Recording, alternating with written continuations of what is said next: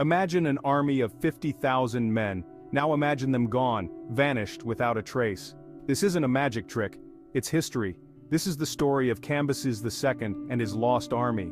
A story woven into the fabric of ancient Egypt, a tale whispered on the desert wind.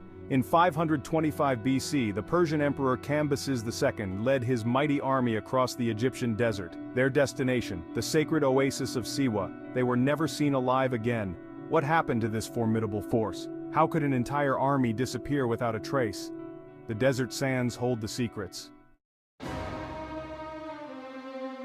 Cambyses II, son of Cyrus the Great, inherited a vast empire. He was a ruler driven by ambition, determined to expand his dominion.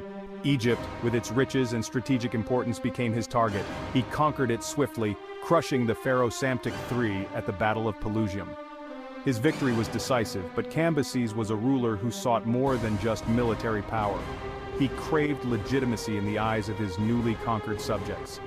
To achieve this, he set his sights on a prize that lay deep in the Egyptian desert, the Oracle of Amun at the Siwa Oasis. The journey to Siwa was perilous. Hundreds of miles of unforgiving desert stood between the Persian army and the oracle. But Cambyses was undeterred. He set out with his men, confident in his power. He would consult the oracle, cement his claim to the throne, and solidify his rule over Egypt. Days turned into weeks under the harsh desert sun. The army marched on, their supplies dwindling. Then, the unthinkable happened. A massive sandstorm descended upon them, swallowing the army whole.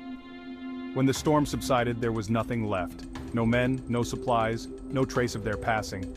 Only silence and the shifting sands remained.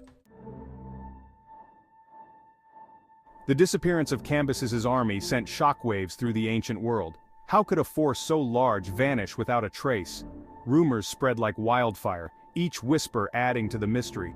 Some spoke of divine intervention, claiming the Egyptian gods had swallowed the army whole in their wrath. Others whispered of betrayal and treachery, suggesting that Cambyses' enemies had ambushed the army under the cover of the storm.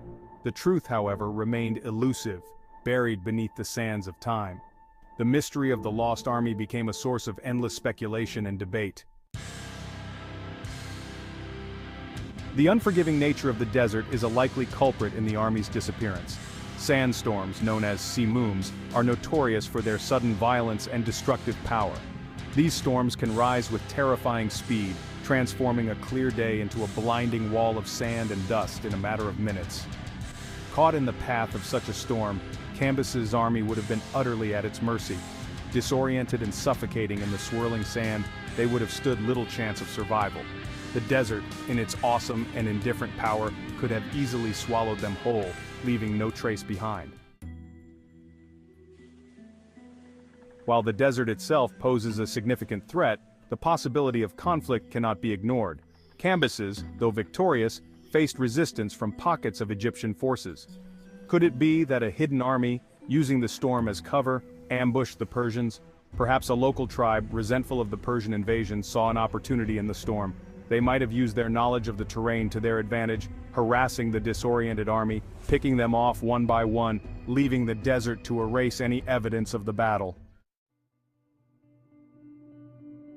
Legends tell of a curse placed on Cambyses by the priests of Siwa. They were angered by his disrespect for their god Amun, whom Cambyses mocked and ridiculed.